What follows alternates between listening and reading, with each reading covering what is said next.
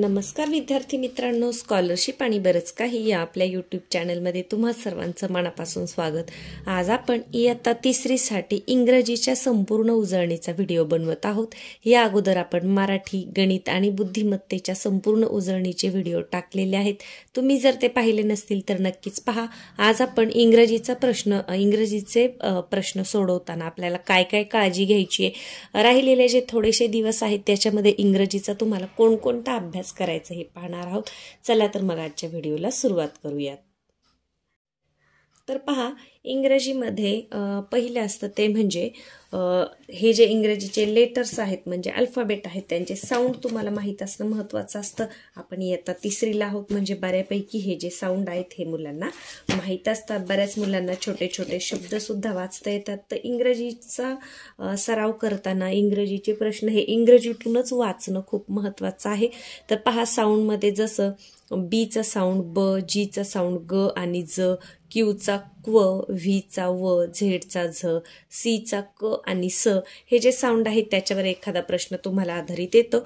जसं की पहा, select the word that ends with the different sound. आता इथे तुम्हाला कंसामध्ये पेपरमध्ये सुद्धा मराठीमध्ये दिलेलं असतं, पण शक्यतो मी असं म्हणेन की तुम्ही इंग्रजी प्रश्न वाचायचा जास्तीत जास्त सराव करा। तुम्हाला प्रश्न समजण्यासाठी इथे दिलेलेच आहे, पण जोपर्यंत तुम्ही हा प्रश्न स्वतः वाचायचा सराव करत नाही तोपर्यंत तुम्हाला इंग्रजी वाचता येत नाही।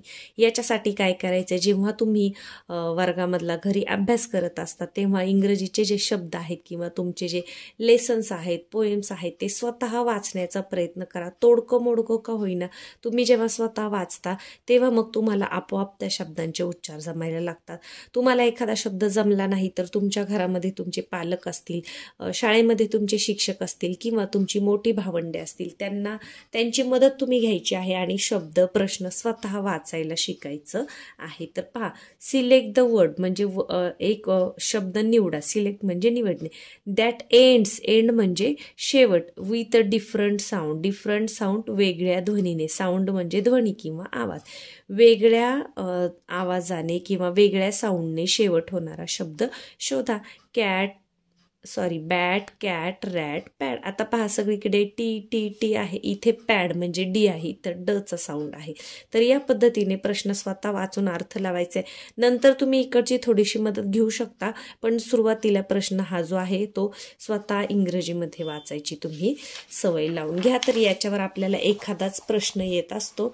त्यानंतर आहे ते म्हणजे मग इंग्रजीतले स्वर जे आहेत 5 वॉवेल साऊंड मग कोणते आहेत, ए, ई, आय, ओ, यू, बाकीचे आहेत ते कन्सोनंट। आणि अक्षर लिहिताना अक्षर लिहिण्याची योग्य पद्धत याच्यावर सुद्धा एखादा प्रश्न आपल्याला येऊ शकतो। मग ए लिहिताना वरून खाली, नंतर या बाजूला आणि नंतर असं, मग कोणतं अक्षर योग्य स्ट्रोकने लिहिलेलं आहे हे सुद्धा याच्यावर एखादा प्रश्न आपल्याला येतो। त्यानंतर पुढे काय आहे पहा, arranging the letters of alphabet म्हणजे मुळाक्षरे वर्णानुक्रमे मांडणे। वर्णानुक्रमे म्हणजे ABCD प्रमाणे, जसं मराठीमध्ये आपण अ, आ, इ, क, ख, ग शेवट ज्ञपर्यंत, तसं इंग्रजीमध्ये ABCD प्रमाणे अक्षर तुम्हाला मांडता आली पाहिजेत। मग मिक्स दिलेली असा, मग त्याच्यातली कोणती अल्फाबेटिकल ऑर्डर म्हणजे इंग्रजी वर्णानुक्रमे, वर्णांच्या क्रमानुसार, मग ABCD। आता पहा, जसा इथे एक प्रश्न आहे, which of the following letters are in correct alphabetical order. Correct म्हणजे बरोबर, कोणतं याच्यातलं करेक्ट आहे पहा, UVWT मध्येच आले KLMN, हे बरोबर आहे। पहा, ABCD जर तुम्ही म्हटलं तर JKLMN, मग CDAE इथे चुकलाय क्रम, इथे पण चुकलाय, मग बरोबर ऑर्डरने कोणते आहेत हे आहेत। पुढे पहा, त्याच्यानंतर मग कोणता याच्यामध्ये एखादा शब्द वेगळा आहे, कोणता वेगळ्या साऊंडचा आहे, या प्रकारचे प्रश्न तुम्हाला येऊ शकतात। त्याच्या पुढं जे महत्त्वाचं सुरू होतं ते म्हणजे व्हॉकॅब्युलरी म्हणजे शब्दसंग्रह। मग याच्यामध्ये तुम्हाला जे इयत्ता तिसरीपर्यंत तुमच्या पाठ्यपुस्तकामधून गेलेले जे शब्द आहेत ते शब्द तुम्हाला माहीत असणं, त्यांचे छोटे छोटे स्पेलिंग पाठ असणं हे फार महत्त्वाचं आहे। आता पहा, त्याच्यासाठी सोपे क्लू तुम्हाला दिले असतात आणि तुम्हाला तो शब्द ओळखायचा असतो। जसं इथे एक प्रश्न सोडून दाखवलाय पहा, we use this thing for cleaning our teeth. पहा, वी यूज आपण वापरतो, धिस थिंग ही वस्तू, फॉर क्लिनिंग स्वच्छतेसाठी, आवर टीथ टीथ म्हणजे दात हे आपल्याला माहीत असलं पाहिजे. मग पहा ब्रूम, ब्रूम म्हणजे झाडू, टूथब्रश, टूथब्रश याचं योग्य उत्तर आहे. सोप म्हणजे साबण आणि पंप म्हणजे पंप. तर या पद्धतीने स्वतः हे छोटे छोटे जे प्रश्न आहेत ते वाचायची सवय लावून घ्या. त्याच्यानंतर एखादं स्पेलिंग सोपं तुम्हाला पूर्ण करण्यासाठी सुद्धा याच्यामध्ये दिलं जाऊ शकतं. अजून याच्यामध्ये चित्र दिलेले असतात आणि मग चित्रांचं वर्णन करणारा शब्द तुम्हाला पर्यायातून शोधायचा असतो. जसं पहा इथे दिले सूर्याचं चित्र. मग पहा what is the correct describing word for the picture. म्हणजे या चित्रासाठी डिस्क्रायबिंग वर्ड वर्णन करणार. आता पहा कोल्ड म्हणजे थंड, हार्ड म्हणजे कठीण, सोअर म्हणजे आंबट, हॉट म्हणजे गरम. मग सूर्य आहे मग तो कसा असतो, हॉट असतो. म्हणजे पर्याय क्रमांक 2 हे असणार आहे तुमचं उत्तर. इथे पहा select the action word related with the picture given below. ही मुलगी काय करते तिच्याशी संबंधित शब्द पहा. आता आपल्याला काय दिसते, हातामध्ये माईक आहे, वायर आहे, म्हणजे ही गाणं म्हणते. मग क्लॅप म्हणजे काय, टाळी वाजवणे, लाफ म्हणजे काय, हसणे, रन पळणे, सिंग म्हणजे गाणे. आता चित्र बघून तर आपल्याला कळते, पण जोपर्यंत तुम्हाला हे ऑप्शन मधले छोटे छोटे शब्दांचे अर्थ माहीत नसतील तोपर्यंत तुम्हाला याचं योग्य उत्तर लिहिता येत नाही. याच्यासाठी वारंवार तुमचं वाचन सराव असणं हे खूप महत्वाचं आहे. एखाद्या शब्दाचा अर्थ तुम्हाला येत नसेल, लगेच तुमच्या जवळपास जे कोणी असतील, तुमचे भावंड असतील, शिक्षक असतील किंवा पालक असतील त्यांना विचारायचं आहे आणि सरांनी किंवा मॅडमने तुमचे जे शब्द दिलेले आहेत तुम्हाला वर्गामध्ये शिकवताना तेही तुम्ही वारंवार वाचत राहायचं आहे. कारण हे काही 1-2 दिवसामध्ये होणारा अभ्यास नसतो. याच्यासाठी वर्षाच्या सुरुवातीपासूनच तुम्ही इंग्रजीचे सुद्धा शब्द वारंवार वाचणं, पाठ करून घेणं हे महत्वाचं असतं. पुढे पहा याच्यावरचा जो व्यवसाय आहे एक्झरसाइज, तर त्याच्यामध्ये याच्यावर सरावासाठी खूप सारे प्रश्न तुम्हाला दिलेले आहेत आणि हे जर ऑप्शन मधले जे शब्द आहेत ते जर तुम्हाला माहीत असतील, तुम्ही त्यांचं वाचन केलं असेल, त्याचे अर्थ तुम्ही समजून घेतले असतील तर हे प्रश्न तुम्हाला एकदम सोपे जातात. जसं पहा व्हॉट डू ट्रीज हॅव, झाडांना काय असते, लीव्स, लीफ, लार्ज गार्डन, झाडांना काय असते, पाने, लीव्स म्हणजे पाने. मग तुम्हाला याचा जर अर्थ माहीत असेल तर मग या प्रश्नाचं उत्तर तुम्हाला लिहिता येतं. किंवा पहा which of the following thing is used in rainy season. Rainy season पावसाळ्यात वापरली जाणारी कोणती आहे, लॅम्प, अम्ब्रेला, ब्रूम, स्वेटर. मग पावसाळ्यामध्ये आपण काय वापरतो, अम्ब्रेला. आता हे रेनी सीझन म्हणजे पावसाळा हे तुम्हाला माहीत असलं पाहिजे. तसं कंसामध्ये तर दिलेलंच असतं, पण मी तर म्हणेल की तुम्ही इथे स्वतः प्रश्न वाचायची सवय लावून घ्या, म्हणजे तुम्हाला मग इंग्रजी वाचन हळूहळू जमून जातं. याच्यानंतर पुढे आहे ते म्हणजे चित्र दिलेली असतात वेगवेगळी आणि मग ते चित्र कशाचं आहे याचा शब्द तुम्हाला शोधायचा असतो. जसं पहा which dress do you see in this picture. या चित्रामध्ये तुम्हाला कोणता ड्रेस दिसतो, आपल्याला दिसते काय आहे, शर्ट आहे. मग पहा a skirt, a frock, a shirt, a scarf. मग काय आहे, शर्ट. पर्याय क्रमांक 4. तर चित्रावरून वेगवेगळ्या प्रकारचे प्रश्न सुद्धा विचारले जातात. पुढे आहे ते म्हणजे रायमिंग वर्ड्स, म्हणजे यमक जुळणारे, मग त्यांचं जे उच्चार असतात सारख्या उच्चारांचे ते शब्द असतात. जसं ball, tall, ball, call, wet, let, set. आता यमक जुळणारे विद्यार्थ्यांना बऱ्यापैकी जमतात, याच्यामध्ये काही जास्त अवघड नाहीये. तर पहा which of the following is not rhyming words. कोणता नाहीये पहा, वॉल, टॉल, फॉल आणि विल. आता इथे ALL, ALL इथे मात्र ILL आहे. मग न जुळणारा कोणता आहे, पर्याय क्रमांक 4. त्याच्या पुढे आहे ते म्हणजे अपोजिट वर्ड्स, विरुद्धार्थाचे शब्द. विरुद्धार्थांचे शब्द इथे दिलेले आहेत. हे तुम्ही जर वारंवार वाचत असाल तर मग तुम्हाला त्यांचे अर्थ समजतात आणि शब्द आपोआप पाठ पण होतात. जसं पहा वोन, लॉस्ट. वोन म्हणजे जिंकणे, लॉस्ट म्हणजे हारणे. इथे मराठी सुद्धा तुम्हाला अर्थ दिलेला आहे. Open, close, kind, cruel, faithful, unfaithful, new, old. याची प्रॅक्टिस तुम्ही करू शकता. तुमचा जर मित्रमैत्रीण असेल तर तुम्ही जोडीमध्ये याचं पाठांतर एकमेकांचं घेऊ शकता, किंवा तुम्ही वोन म्हटले तर तुमच्या मित्राने लॉस्ट हे वाचायचं आहे. अशा पद्धतीने पाठ केल्याने सुद्धा तुमचे हे जे शब्द आहेत ते अगदी छान पाठ होतात.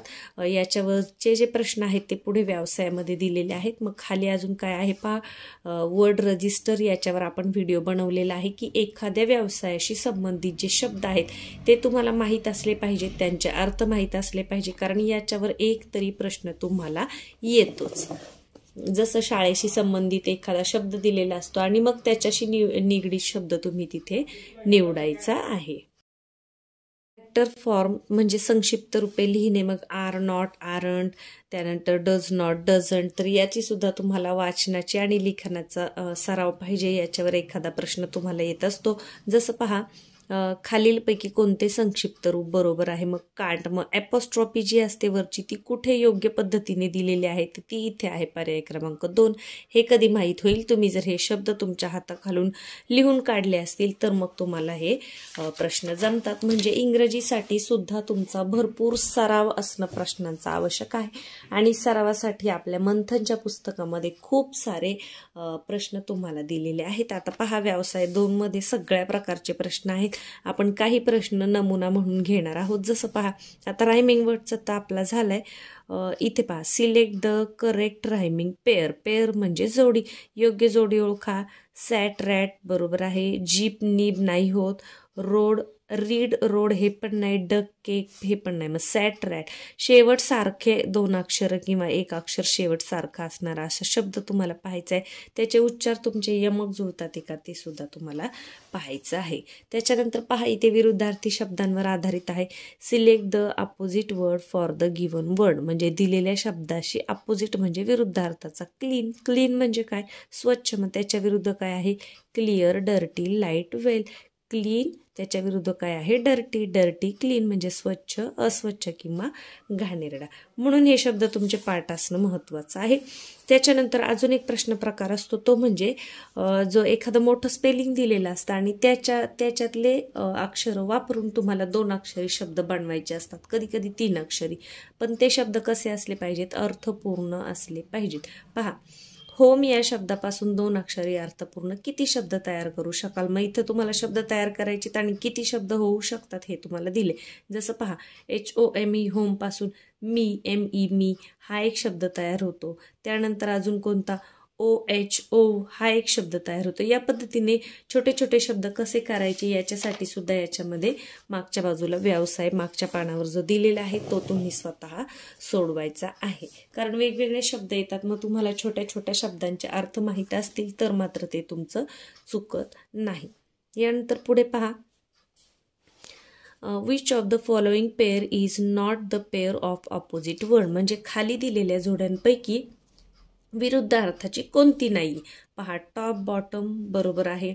गो, वेंट, गो म्हणजे पण जाणे, वेंट म्हणजे पण गेला, गोचा भूतकाळ आहे म्हणजे हे चुकीचं आहे. बिग, लार्ज, बिग म्हणजे मोठा, लार्ज म्हणजे पण मोठा, हे पण चुकीचं आहे. स्लो, फास्ट बरोबर आहे म्हणजे बी आणि सी चुकीचं आहे. तर चुकीचं कोणतं विचारलं आपल्याला, इज नॉट विचारले म्हणजे जी अपोजिट वर्ड नाही. मग बी आणि सी कुठे आहे, पहा, ओनली बी अँड सी. आता हे माहीत असण्यासाठी यांचे अर्थ तुम्हाला माहीत असणं फार महत्त्वाचं आहे. चला पुढे पाहूया. अजून पुढे आहे ते म्हणजे पार्ट्स ऑफ द बॉडी. मग आपल्याला बॉडी पार्ट्स बऱ्यापैकी मुलांचे पार्ट असतात, कारण आता पहिलीपासून आपण ते शिकत आहोत. कोणत्या बॉडी पार्ट्सचं काय फंक्शन आहे, काय काम आहे हे सुद्धा आपल्याला माहीत असतं. फक्त त्यांचे स्पेलिंग सुद्धा तुमचे पार्ट असू द्या. त्याच्यानंतर पुढे आहे ते म्हणजे पक्ष्यांची नावं, त्यांचे आवाज आणि त्यांचा निवारा. हे सुद्धा तुमचं पाठांतर चांगलं पाहिजे, त्याच्यासाठी वारंवार हे वाचलं पाहिजे. इंग्रजीची शब्दसंपत्ती जी मी सांगत असते प्रत्येक व्हिडिओमध्ये ती हीच आहे. जसं पहा, पिजन म्हणजे कबूतर, मग त्याचा आवाज काय, कू. मग तुम्ही म्हणताना असं म्हणायचं, पिजन कू, क्रो काव, कक्कू कू, कॉक क्रो, वल्चर स्क्रीम असं बोललं पाहिजे. त्यानंतर इकडे काय आहे ते कुठं राहतं, त्यांचा निवारा, ड्वेलिंग प्लेस म्हणतात त्याला. जसं pigeon cote, crow nest, cock cote. त्यानंतर owl tree, sparrow nest, eagle. जसं पक्ष्यांचं दिलेलं आहे तसंच इथे खाली पक्ष्यांची काही नावं दिलेली आहेत, तर हे स्पेलिंग सुद्धा तुम्हाला माहीत असले पाहिजे. पॅरट म्हणजे पोपट, आऊल घुबड. यानंतर कॉक कोंबडा, डव कबूतर, स्पॅरो चिमणी, डक म्हणजे बदक, हेन म्हणजे कोंबडी, पिकॉक मोर. तसंच पाळीव प्राण्यांची सुद्धा इथं नावं दिलेली आहेत आणि प्राण्यांचे आवाज आणि प्राण्यांचं राहण्याचं ठिकाण, प्राण्यांच्या पिल्लांना काय म्हणतात याच्यावर सुद्धा इंग्रजीमध्ये प्रश्न येत असतात. जसं पहा, bear, growl, camel, grunt, dog, bark, fox और जॅकल, हाऊल, डॉंकी, ब्रेज हे जर तुम्ही सारखं सारखं वाचून काढायचं आहे म्हणजे हे तुमचं पाठ होतं. जर वाचन केलं नाही तर मग याच्यावरचे प्रश्न तुम्हाला सोडवता येणार नाही. आणि हा असा भाग आहे जो आपण एकदा पाठ केल्यानंतर आपल्याला पुन्हा पुढच्या वर्षी तो पाठ करावा लागत नाही, कारण पुढच्या वर्षी स्कॉलरशिपलाही अगदी तुम्ही गेले तरी तिथे सुद्धा हीच शब्दसंपत्ती आहे इंग्रजीची, त्याच्यामध्ये थोडाफार बदल होतो, परंतु हे जे आहे हे बेसिक आहे तुमचं, हे तुम्हाला माहीतच असलं पाहिजेत. यानंतर पहा खाली आहे name of the colour, shape, things, object, vegetable, fruits and games, म्हणजे रंगांची, वस्तूंच्या आकारांची, भाज्यांची, फळांची, खेळांची नाव. हे सगळं पाठांतराचा भाग आहे. पहा ट्रायंगल, यानंतर स्क्वेअर, रेक्टँगल, पेंटागॉन, इथे नावं तुम्हाला मराठीत पण दिलीत, इंग्रजीमध्ये पण दिलेली आहेत, तर त्यांचा सराव तुम्ही करायचा आहे. भाज्यांची नावे. मग इनडोअर गेम्स, आउटडोअर गेम्स इथे दिलेलं आहे. पहा इनडोअर म्हणजे जे आतमध्ये खेळले जातात 4 भिंतींच्या आतमध्ये ते. मग याच्यावरती जो व्यवसाय आहे तो पुढच्या बाजूला आहे. त्याच्या पुढे दिलेलं आहे ते म्हणजे सिंग्युलर अँड प्लुरल, एकवचन, अनेकवचन. तर इंग्रजीमध्ये शक्यतो यस हा प्रत्यय लागून अनेकवचन होत असतं. फक्त ज्यांच्या शेवटी, ज्या नामाच्या शेवटी एस, SH, CH, X किंवा Z असेल तर त्यांना ES हा प्रत्यय लागतो. जसं class, classes, bench, benches, Bush, bushes, batch, batches, dishes, quizzes या पद्धतीने. तर इथं सुद्धा आपल्याला यादी दिलेली आहे, हे तुम्ही वाचायचं आहे म्हणजे हे तुमच्या लक्षात राहील. अजूनही आपल्याकडे वेळ आहे. वाचन जर चांगलं केलं, वाचनाला थोडा जास्तीचा वेळ दिला तर हे प्रश्न आपल्याला सहज जमतात. आणि मग काय होतं की हे प्रश्न पटापट जमले की उरलेला जो वेळ आहे तो आपल्याला बुद्धिमत्तेची उदाहरणं सोडवताना उपयोगी येतो. आता याच्यावरचे प्रश्न पाहूया जे आपण आता पाहिलं ते. जसं पहा, what is the sound made by dog. Sound आवाज, मेड बाय डॉग कुत्र्याने काढलेला आवाज कसा. मग डॉग बार्क आपण पाहिलं मग अशी डॉग बार्क. कूज, रोर, मू हे येणार नाही. यानंतर पहा, which of the following is not the correct pair. कोणती जोडी बरोबर नाही. Dog kennel, horse table, mouse hole, monkey cave. तर पहा डॉग केनल बरोबर आहे, हॉर्स टेबल बरोबर आहे म्हणजे हे राहण्याच्या ठिकाणाहून दिलेलं आहे. माऊस होल बरोबर आहे. मंकी केव नाही, मंकी ट्री म्हणजे माकड कुठे राहते, झाडावर राहते. इथे गुहा दिलेला आहे म्हणजे चुकीचं कोणतं आहे हे. तर या पद्धतीने प्राण्यांची नावं, त्यांचे आवाज, त्यांच्या निवाऱ्याचं ठिकाण आणि त्यांच्या पिल्लांना काय म्हणतात हे सुद्धा तुम्हाला माहीत असलं पाहिजे. याच्यानंतर 4 नंबरचा जो व्यवसाय आहे त्याच्यामध्ये पहा बॉडी पार्ट्सवर आधारित प्रश्न आहे. जसं which of the following is a part of a hand. Part of a hand हाताचा कोणता भाग आहे. नी म्हणजे गुडघा, एल्बो कोपर, रिस्ट मनगट, आय म्हणजे डोळा. मग हाताचा भाग कोणता आहे. एल्बो आणि रिस्ट म्हणजे बी आणि सी. बी अँड सी कुठे आहे पहा, ओनली बी अँड सी. मग हे जर अर्थ माहीत असतील तर तुम्हाला मग याची उत्तरं पटापट सोडवता येतात आणि सोपं असतं. फक्त इंग्रजी शब्द वाचनाची आवड लावून घ्या. बऱ्याच वेळा काय होतं, मुलांना वाचनाचा खूप कंटाळा येतो, शब्दसंपत्ती वाचायचा मुलं कंटाळा करतात आणि मग त्यांचं पाठांतर होत नाही. पुढे आहे ते म्हणजे पंक्च्युएशन मार्क. मग याच्यामध्ये वेगवेगळी जी विरामचिन्ह आहे जशी आपण काल मराठीमध्ये पाहिली तशीच इंग्रजीची सुद्धा विरामचिन्ह तुम्हाला कुठे काय वापरायचं हे माहीत असलं पाहिजे. कॅपिटल लेटर कुठे वापरली जातात हे माहीत असलं पाहिजे. इंग्रजीमध्ये पहा, फुल स्टॉप म्हणजे पूर्णविराम, कॉमा स्वल्पविराम, यानंतर क्वेश्चन मार्क म्हणजे प्रश्नचिन्ह, ॲपोस्ट्रॉफी म्हणजे वरच्या बाजूला जे देतात त्याला षष्ठीवाचक चिन्ह म्हणतात, त्या संक्षिप्त रूप बनवण्यासाठी ते दिलेलं असतं. अजून एक्सक्लेमेशन मार्क एक असतं, उद्गारवाचक चिन्ह.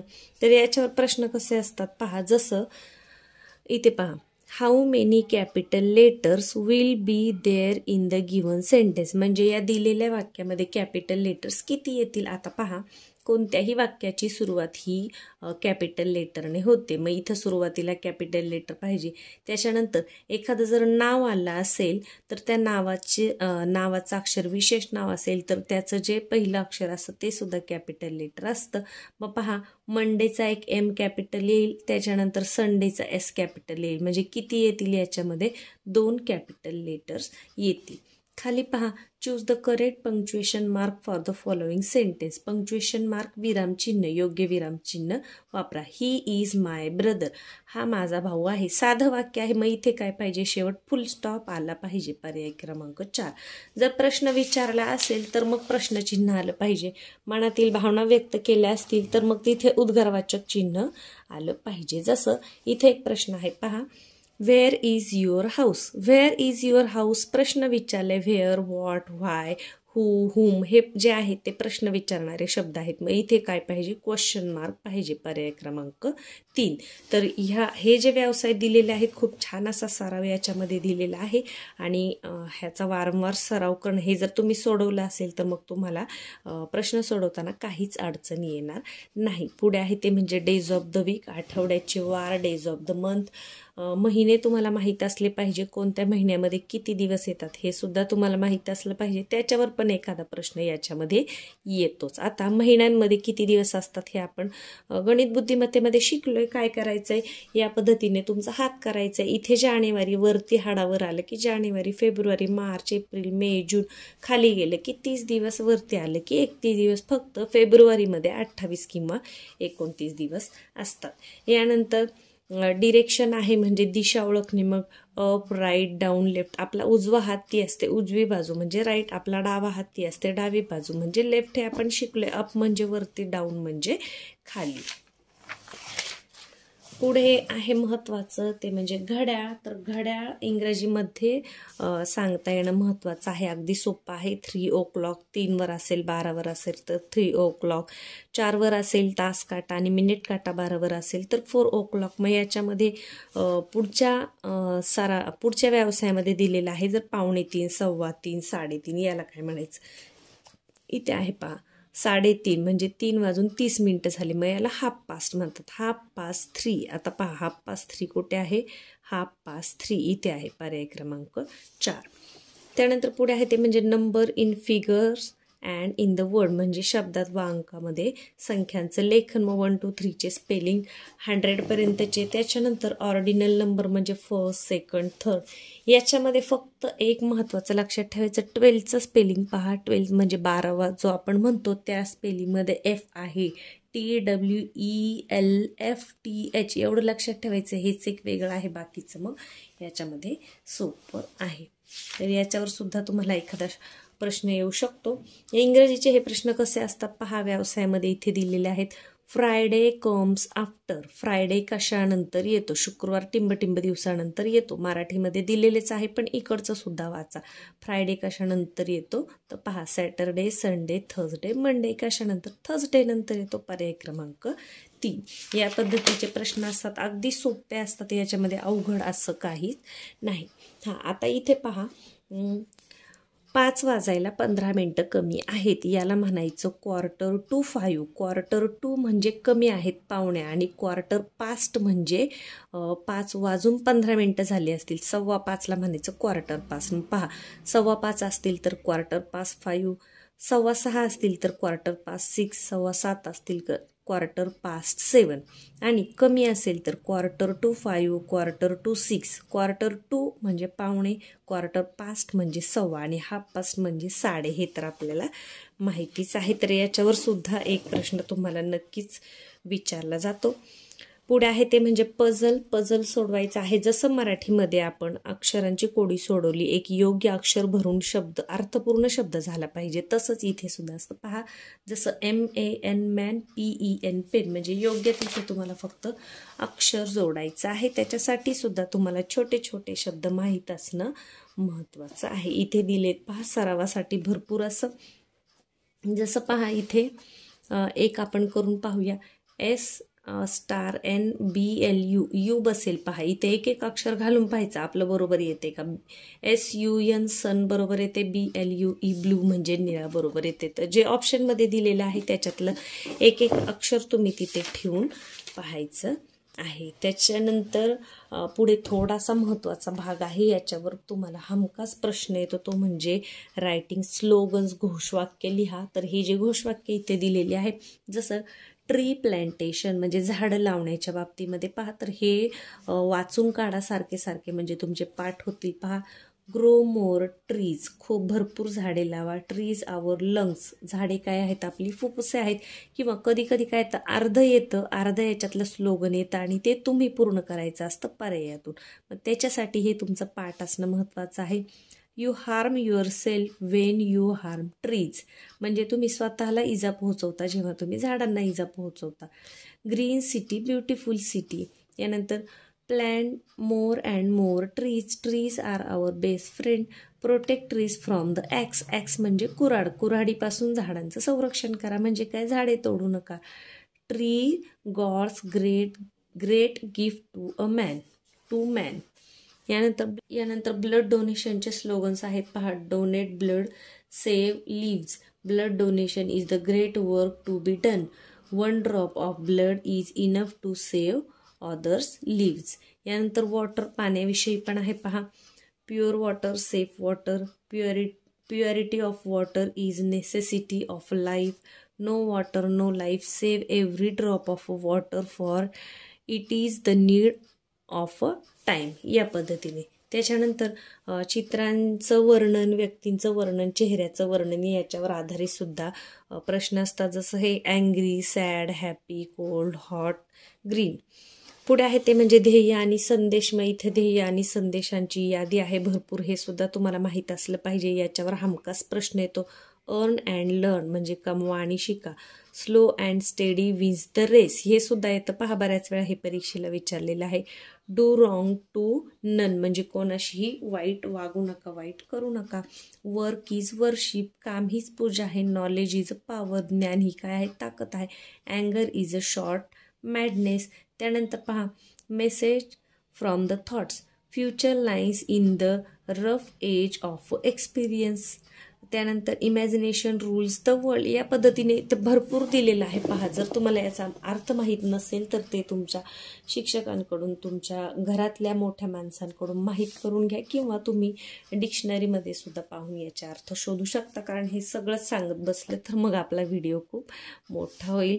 Honesty is the best policy, हे सुद्धा पेपरला बऱ्याच वेळेला येत असतं. गुड बुक्स आर आवर रिअल फ्रेंड, हे सुद्धा येत असतं पहा. Every dog has its day. त्याच्यानंतर प्रॅक्टिस मेक मॅन परफेक्ट, हे असे महत्त्वाचे स्लोगन्स आहेत. त्याच्यानंतर कात्रणे आणि जाहिरातींवर आधारित प्रश्न असतात. जाहिरात वाचून तुम्ही त्याच्यावरचे जी उत्तर आहे ती शोधून तिथे लिहायची आहेत. जसं पहा इथे दिलेलं आहे. मग वाचल्यानंतर ती जाहिरात कशाची आहे तुम्हाला कळायला पाहिजे.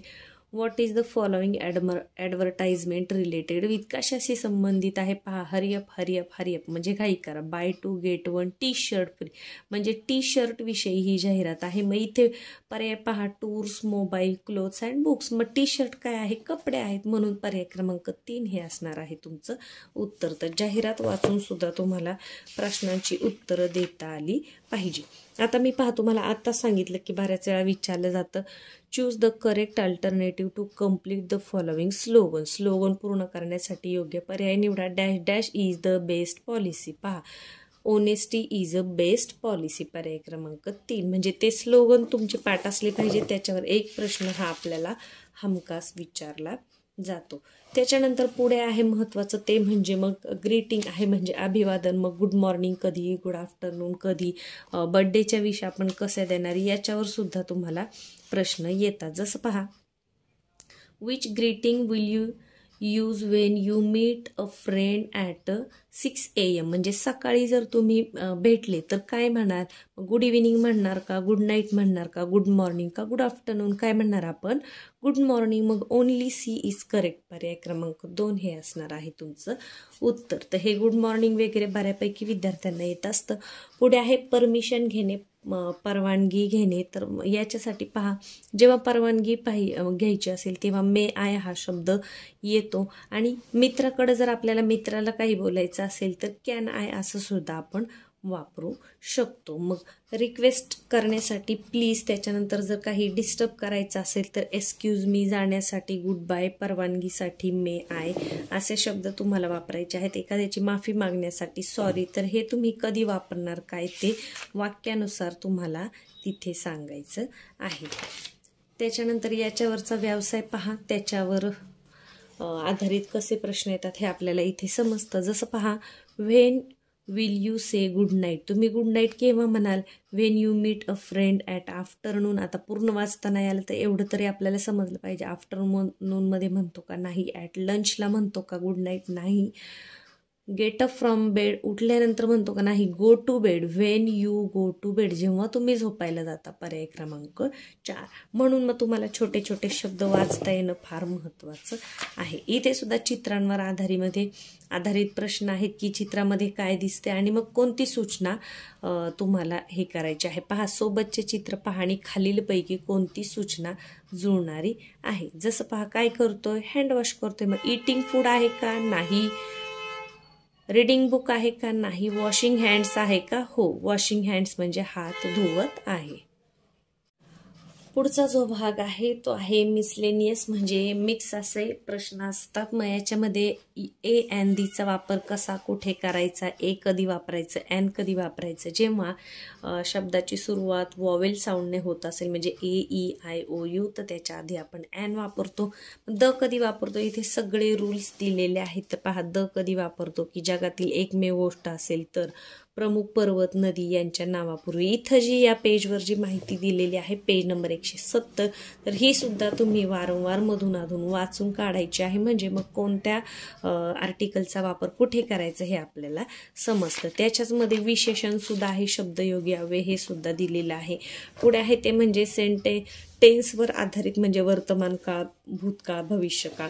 आता जरी तुम्हाला तिसरीच्या विद्यार्थ्यांना हे एवढं चांगलं जरी समजत नसलं, प्रेझेंट टेन्स म्हणजे काय? चालू वर्तमान काळ. मग ह्याच्यातले शब्द ओळखायला शिकायचं. जसं आर आणि हॅव हे जे आहे ना, हे आहे आर वगैरे, आर, इज हे प्रेझेंट टेन्ससाठी असतं. आणि पास्ट टेन्ससाठी वॉज, वेअर हे असतं. वॉज, वेअर हे शब्द आले की ते पास्ट टेन्स आहे असं समजायचं. आणि भविष्यकाळासाठी म्हणजे फ्युचरसाठी विल आणि शाल हे 2 शब्द आले ना की मग भविष्यकाळातील वाक्य आहे असं समजायचं आहे. यानंतर पुढे काय आहे पहा, संवाद पूर्ण करण्यासाठी तुम्हाला इथे वेगवेगळे जे शब्द आपण वापरतो ते दिलेले आहेत. जसं एक्सक्यूज मी कधी, सॉरी कधी, थँक्यू कधी, सी यू किंवा गुड मॉर्निंग असं आपण कधी कधी वापरतो, त्याच्यावर प्रश्न असतात. तर इथे व्यवसाय जो दिलेला आहे त्याच्यामध्ये वेगवेगळे प्रश्न असे मिक्स दिलेले आहेत की परीक्षेमध्ये तुम्हाला कशा प्रकारचा सराव करायचा आहे. जसं ए अँड दी वर पहा, डॅश डॅश अम्ब्रेला काय येईल? यू ने सुरुवात झालेली आहे. ए, ई, आय, ओ, यू हे आहेत वॉवेल साऊंड. मग यू ने सुरुवात झाली म्हणून आपण काय वापरणार? अँड वापरणार. त्याच पद्धतीने अजून काय आहे याच्यामध्ये वेगळं पहा, find the adjective from the sentence. दिलेल्या वाक्यातून विशेषण कोणतं आहे? ॲडजेक्टिव्ह म्हणजे विशेषण. मग काय? He is an old man. Old म्हणजे म्हातारा. मग विशेषण कोणतं आहे? म्हातारा. मॅन हे काय आहे? नाऊन आहे, नाम आहे. तर या पद्धतीने इंग्रजीचे हे जे प्रश्न आहेत मग तुम्हाला त्याच्यामध्ये काय काय महत्त्वाचं आहे, तसं तर सगळंच महत्त्वाचं आहे. शब्दसंपत्ती पाठ असणं, प्रश्न वाचता येणं, छोटे छोटे शब्द माहीत असणं हे महत्त्वाचं आहे. इंग्रजीचा पेपर एकदम सोपा असतो, फक्त आपल्याला जास्तीत जास्त सरावाची गरज असते. सरावासाठी आपल्या या मंथनच्या पुस्तकामध्ये खूप छान असे व्यवसाय दिलेले आहेत. चला तर मग व्हिडिओला लाईक करून घ्या. तुमचा जर इंग्रजीचा उजळणी बाकी असेल तर याच्यातले जे महत्त्वाचे टॉपिक आहेत किंवा जे शब्द आहेत ते तुम्ही वारंवार अजूनही वाचा. वेळ गेलेली नाही, आपल्याकडे काही दिवस आहेत परीक्षेसाठी. म्हणजे छोटे छोटे जे शब्द असतात त्याच्यावरून जे प्रश्न येतात ते आपल्या अजिबात चुकत नाहीत. चला तर मग व्हिडिओला लाईक करून घ्या. पुढच्या व्हिडिओमध्ये आपण अजून एखादा महत्त्वाचा घटक पाहूयात.